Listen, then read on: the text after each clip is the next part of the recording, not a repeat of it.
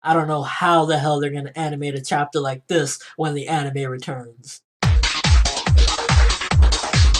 This chapter of Fairy Tail shit went dark. It was very dark for even, not even just for Fairy Tail, just dark in general. This Kyouka character is totally, I think, Hiromashima's homage. He's paying homage to the character Femto from Berserk. It's totally reminding me, not only the character design itself, but also just the sick way of how he's going about things, or she's going about things, like stripping Nita and Erza naked. And the fan service in this chapter, while it is very, fan service heavy, they're butt ass naked in this chapter, which again, how the hell the anime is going to handle this, I have no fucking idea. They're going to probably have like some mist or fog or some shit, because it was pretty fan service heavy. But the fan service made sense. If you look at the character Kyouka, what she's basically telling her is, I made all of your senses the most, sensitive. She's very sensitive right now, and it seems as though Kyouka likes to dissect people from the inside out emotionally and everything, so she's stripping them naked to make them feel even worse than they already feel because they're captured. So the fan service makes sense. It's not like, that hot spring chapter where Lucy and Airs are squishing each other's tits and all that shit, none of that. This actually makes sense. So yes, while it's fan service heavy, it needs to be, because Kyouka is that damn nasty. And we got a revelation in this one as well, that Jellal, which I might have predicted that, I think I might have threw that out as one of the possibilities, that Jellal is one of the remaining people so that they could get faced and activated, and the other two people are already down, so they've been going hard. And this motherfucking ex-chairman, piece of shit, asshole, dumb motherfucker, like, he's so stupid, because if he thinks Tartarus is going to honor him for helping them out, all they're doing is using him. He thought of it as like a fat paycheck and, extra power, but they're not going to honor that in any which way, and he's totally fucking himself and the kingdom out. And in a sense, I was glad at the end when Natsu came and fucked him up. Now, the whole thing kind of threw me off, where, Oracion and Seis kind of was like, no, we're not letting you grab us or anything like that. And I was just thinking to myself, wow, I didn't really see, I guess you could see that coming from a villainous type of, feel or whatever. But once Zero or Brain was knocked out, I thought that they were just going to say, you know what, we want to keep on living in our freedom, so yeah, we'll help you out, but we're not going to, obey you. But it seems that they were just kind of, being like a bunch of dickheads, so to speak, and it was kind of a stupid move of them. And I like how Jellal was kind of cocky. That shit was just beast as hell. So, when they're going at it, it seems as though they're just totally not on his league. So, to a certain degree, does Jellal really need the Oracion Seis?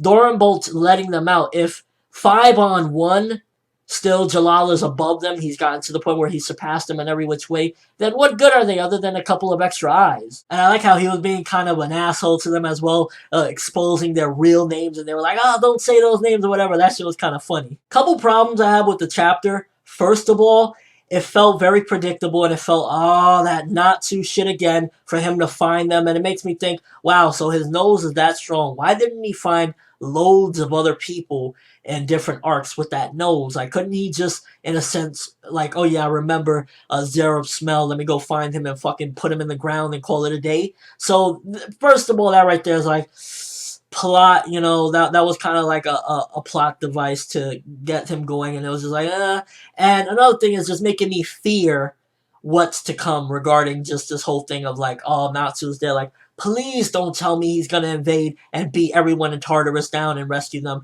If anything, I felt as though it would have made more sense for Jellal to find out the hideout and come and rescue Erza and Mita Jane. Well, particularly, especially Erza, but Mita Jane, oh my god, if they ruin Mita Jane, holy fuck. It seems as though Hiro really wants to make a large impact with this arc.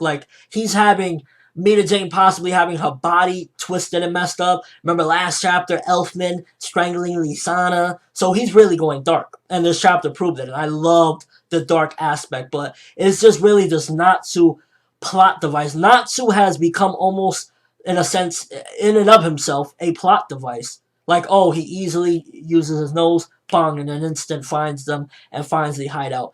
And then it's oh, please don't tell me next chapter he's gonna beat down Kyouka and beat down Silver and everybody. I really hope they teach him a lesson. And I really hope that lesson that Guild Arts try to teach him back in Tenrojima, they teach him again. They remind him of that lesson that, dog, you can't do everything by yourself. Why you coming here? And they just fucking destroy him because, not necessarily kill him, maybe just beat the dog shit out of him and chain him up as well until Jellal and Oracion and Seis come and invade and then they can all work together. I think that would be more effective. But aside from the ending, really, with that whole thing of like him finding and whatnot, this chapter was once again very dark, very gritty, and it just moves shit along in a very fucking crazy way. Fan service needed. Actually, Hiro did a good job with that. So overall, definitely very good chapter. I'm going to give this one 8 out of 10. I'm loving the tone. Don't know how they're going to animate this, though, because it's like a lot of fucking tits and ass of that eras of her just screaming, "Oh, Hiro, stop drawing me naked!" But that's all I have for this review. Thanks for watching. Hope you enjoyed. But let me know what you guys think. First of all, do you agree with me that Natsu kind of just felt like a plot device in this particular chapter where it's like, oh, I sniffed them out. Oh, I'm coming to rescue. Oh, I'm going to start beating people up.